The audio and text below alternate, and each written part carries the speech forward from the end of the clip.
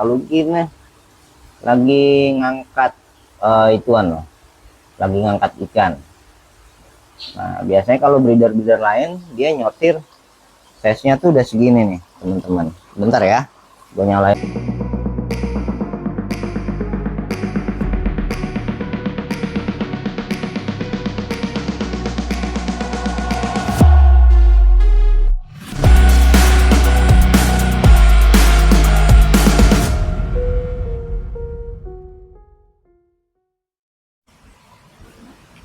Halo, assalamualaikum warahmatullahi wabarakatuh. Jumpa lagi dengan JP Golfis Jakarta. Kali ini gue mau liatin ke kalian sortir burayak Oranda Blue Bass ya. Langsung aja gue liatin tanggal berapa netesnya dan sekarang di usia berapa. Ini sortiran kedua ya setelah pindah kolam. Ya, langsung aja kita lihat. Ya, sekarang kita lihat. Ini dia Sugali Total pejantan Tiger tanggal 20 bulan 8 2024. Nah, sekarang langsung aja gue liatin ke kalian buat teman-teman semua ya. Nah, ini lagi gue serokin sambil kita mau nyortir-nyortir nih, nanti dibantu sama kakak Lucky tuh ya. Ini baru gue serok, lagi gue liatin semua ke kalian. Alhamdulillah anakannya banyak ya, masih banyak banget gitu. Dan masih ada satu kolam lagi nih, satu batch nih teman-teman, satu batch dengan yang ada di sini. Nah, ini bedanya nih kalau kolam yang nggak pakai filter ya, ini juga banyak banget masih, makanya gue pengen pindahin nih ke kolam filter. Nah, ini jadi teman-teman bisa bedain bedanya kolam deder ya, kolam anakan yang nggak pakai filter sama kolam yang pakai filter, airnya beda banget. Nah, ini udah berapa hari aja airnya udah agak hijau, udah agak alga karena kena matahari kan. Nah, kalau teman-teman bisa lihat bentar tuh, kalau yang di kolam pakai mushroom pakai filter airnya cenderung lebih jernih begitu dan berkala. Walaupun misalnya sama-sama ya, gua bikin pergantian air itu misalnya skalanya 1 minggu misalnya, tapi tetap beda. Nah, ini juga udah gue siapin nih, ini gue siapin jadi udah kurang lebih 1 minggu di sini gitu ya. Nah, ini waktunya gue pindahin, kita kasih air baru, gue pindahin ke sini. Ini sebagian tadi sedikit udah gue sortir, udah ada di situ. Nanti gue liatin ke teman-teman seperti apa sih kalau JP nyortir ikan-ikan kecil ya kan, masih kecil-kecil banget tuh, paling baru ya 1,5 sentian ini mah, masih kecil banget ya. Langsung aja gue posisiin dulu biar nanti visualnya semoga bisa lebih jelas ya. Nah, tadi udah teman-teman bisa lihat ya, jadi Oranda ini netes di tanggal 20 bulan 8 20 Agustus. Nah, sekarang September tanggal ya belum 1 bulan ya, belum 1 bulan. Size-nya nih masih nanggung nih, masih nanggung banget, benar-benar masih tanggung. Kelihatan nggak ya teman-teman ya itu. Nah, kalau teman-teman nanti kalau di JP saya segini nyortirnya seperti apa gitu, sebenarnya kalau secara langsung melihatnya udah kelihatan sih gitu ya. Jadi teman-teman pertama liatin kalau saya segini itu, ini di gua sortiran kedua. Ini sortiran kedua nih kita sekarang. Cara nyortirnya bagaimana? Nah, ini langsung aja gue liatin. Kalau sortir pertama itu kan gue cuma ngelihat dari atas, ekor-ekor reject itu gue buang. Nah, kalau di sortiran kedua, nah seumuran segini ini kelihatan nih gitu ya. Jadi ekornya itu dia nggak apa nggak sempurna ya. Jadi yang satunya normal, yang satunya agak sedikit melipet. Nah, yang di sortiran segini gitu ya, sortiran kedua ini gue buang-buang, fokus buangin yang reject dulu aja. Masih tetap fokus yang reject yang gue buangin gitu. Semoga sih kelihatan ya, cuman emang agak susah karena ikannya masih kecil, jadi gue nggak bisa dapat fokus karena gue nge-record ini masih pakai handphone ya. Handphonenya juga handphone standar, tapi semoga teman-teman bisa ngerti deh, bisa paham apa yang gue maksud. Jadinya tuh gue fokusin begini, ikan-ikan yang nggak balance kanan kirinya gitu ya, misalnya gede sebelah atau ada lipatan gitu kan. Pokoknya ikan-ikan yang tidak layak untuk dibesarkan itu gue keluarin dulu gitu. Nah, kenapa gue suka nyortir dari size kecil ini? Ini ada satu lagi nih, warnanya terlalu polos gitu kan, jadi gue keluarin. Gue suka sortir dari size sekecil ini karena nanti di size berikutnya lebih gampang gitu. Satu itu juga menghemat pakan, jadi ikan-ikan yang dibesarkan memang ikan yang sudah siap benar-benar kategori layak dibesarkan gitu di JP. Karena di JP itu kan keterbatasan kolam kan, jadi kalau nggak sortir ketat dari sedini mungkin, sayang di gua.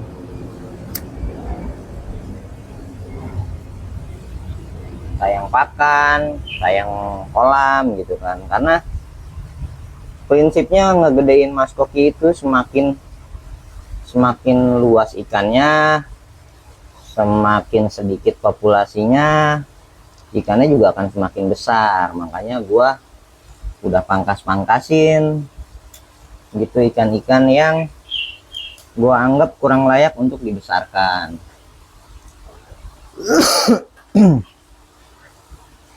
Begitu teman-teman.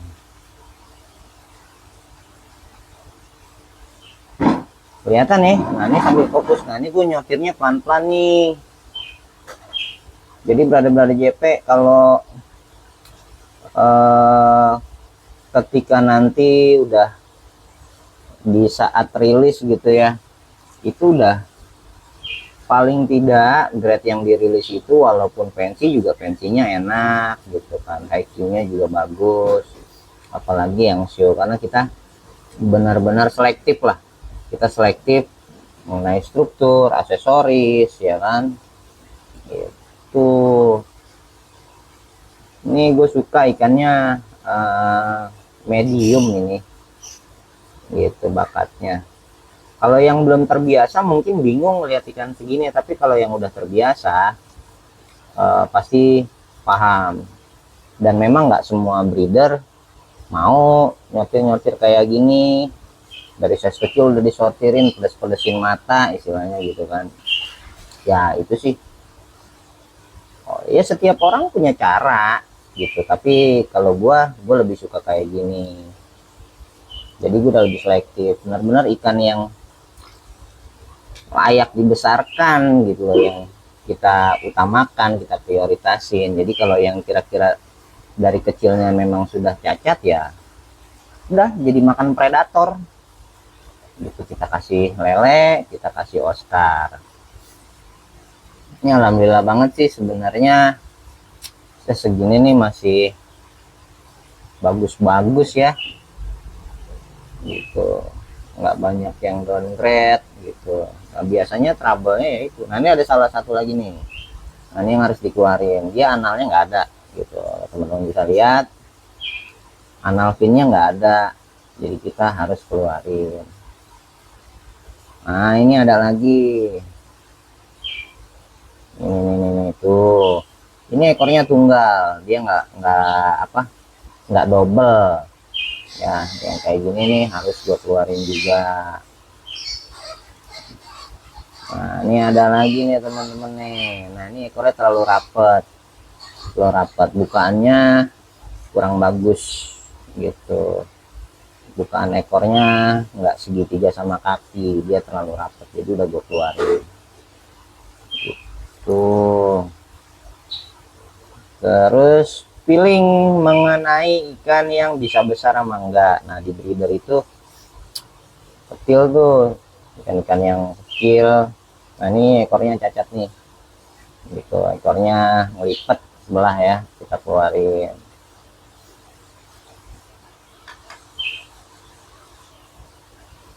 Nah, sambil pelan-pelan, nggak usah buru-buru. Makanya gue sukanya tuh kalau nyortir kayak gini tuh pagi, ikan belum makan ya, jadi belum kenyang, jadi nggak mabok kalau diserok-serok. Jadi pas pindah air, pindah kolam, kita kasih kutu air, wah ikan girang tuh, udah dapet air baru ya kan, dikasih makan kutu air, wah mudah-mudahan sehat gitu. Nah ini ada lagi nih, ini ekornya nih tuh, ekornya nggak balance antara kanan dan kiri. Emang agak susah ya ngeliatin karena masih keterbatasan perangkat, tapi semoga teman-teman bisa ada gambaran ya dari kata-kata yang gue sampaikan gitu. Semoga lah nanti kalau memang ada rezekinya bagus, kameranya juga bakal kita upgrade. Nah, cara merhatiinnya sebanyak ini gimana bang bisa ketahuan? Kelihatan gitu. Jadi ikan itu kan berenangnya tenang, kita bisa lihat pelan-pelan mana yang kira-kira nggak layak kita keluarin.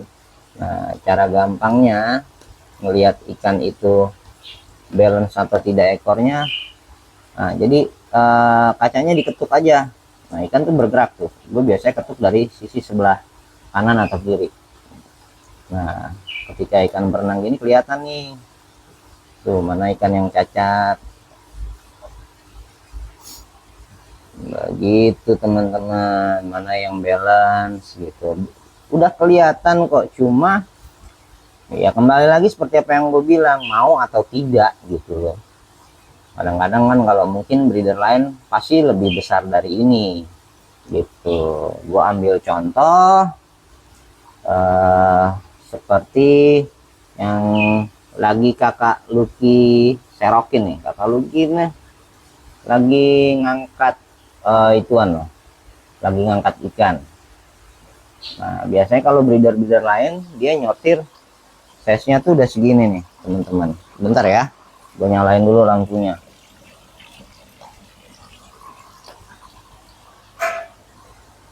Nah kalau saya segini mah enak, udah kelihatan. Kita tinggal pilih mana ikan-ikan yang cacat. Nah tantangannya ya seperti yang gue bilang, semakin kecil nyortir, nah pada saat size nya sudah bertumbuh, ikan-ikan rejectnya tuh cenderung lebih sedikit lah. Kita ngamatinnya lebih gampang, untuk milih-milih bahan-bahan super jadi lebih mudah kalau buat gua gitu teman-teman. Kelihatan ya. Nah, sambil ditungguin deh, pokoknya kakak Lucky lagi nyerok no. Kakak Lucky gua tungguin, taruh di sini. Nih kakak Lucky di sini termasuk karyawan teladan, brother. Karyawan teladan banget ya. Ayo serokin kakak Lucky. Semoga jelas ya. Semoga jelas. Ah tuh, serokin pelan-pelan. Oke, gue deketin lagi biar teman-teman bisa lihat. Ya, ceburin lah kakak Lucky dah. Tuh, kalau udah size segini, udah enak. Ini kurang lebih size-nya mungkin 4 cm atau 5 cm ya. Coba kita ukur kurang lebihnya ya. Ini kurang lebih 4,5 cm. Ya, 4 sampai 5 cm lah. Ada yang udah gede duluan ya. Gitu teman-teman ya. Enaknya begini nih, gitu. Jadi kalau udah agak lebih besar, udah nggak ada ikan-ikan yang cacat gitu, kita tinggal selektif aja, jadinya lebih selektif mana yang masuk nanti kategorinya haiku dan super.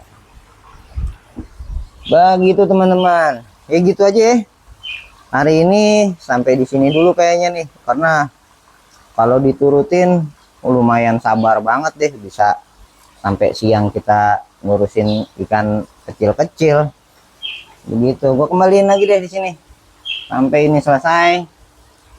Baru nanti gua masukin ke kolam. Nah, bentar ya, sambil gue liatin.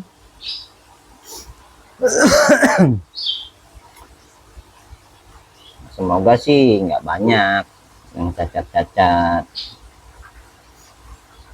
Tuh, ya alhamdulillah sih yang cacatnya udah habis. Nah, ini kan masih banyak banget.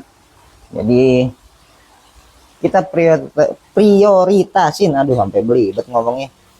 Jadi kita prioritasin dulu ikan-ikan yang kondisinya aman, kita gedein sampai size-nya nanti nambah. So, ya. Sekarang kita serok. Teman bisa lihat nyeroknya pun gampang, angkatnya pelan-pelan aja, baru ditaruh di kolam. Tuh, cuman gitu doang, cuma gitu doang ya. Sekarang gua serokin lagi, kita sortir lagi karena masih banyak banget yang harus dikerjain, yang harus disortir. Pelan-pelan aja, santai aja, karena nyerok ikan segini juga nggak bisa seradak seruduk gitu loh, nggak bisa sembarangan.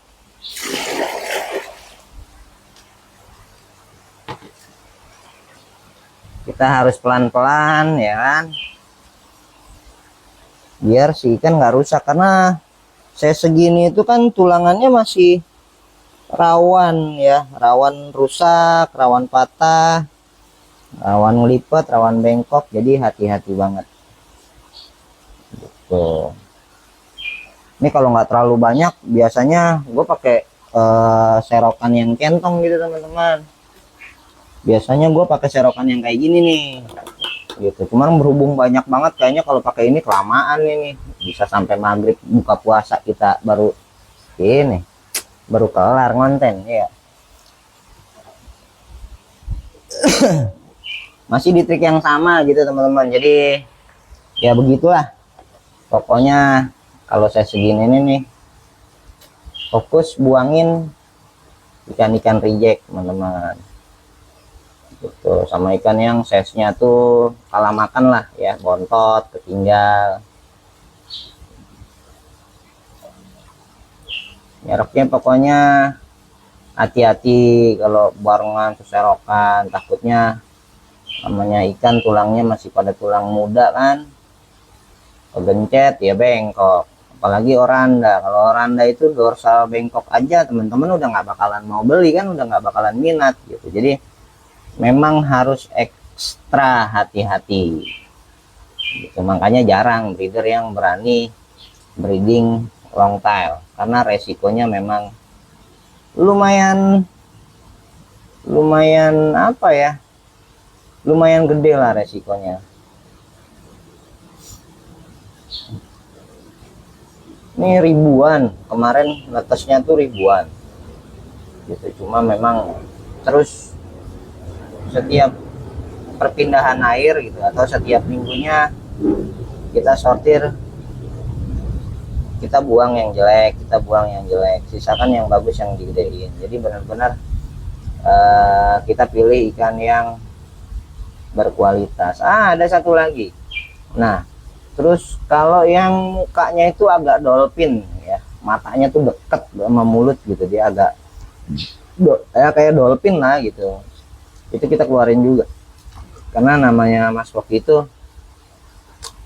ribuan ya, nggak semua embrionya itu netasnya sempurna gitu. Terlebih lagi resiko-resiko pada saat sortir, perpindahan kolam, resiko-resiko ya ikan lebih besar dari ini aja itu bisa bengkok ketika kita salah nyerok gitu, atau bisa patah dorsalnya, apalagi ikan sekecil ini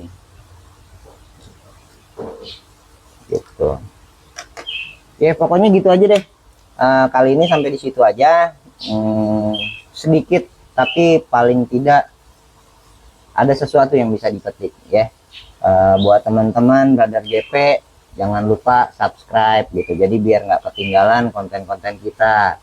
Like, komen, juga share gitu, karena dukungan dari teman-teman memicu motivasi juga buat gua bikinin konten-konten edukatif mengenai Mas Koki. Ya gitu aja, semoga bermanfaat. Assalamualaikum warahmatullahi wabarakatuh. Nah.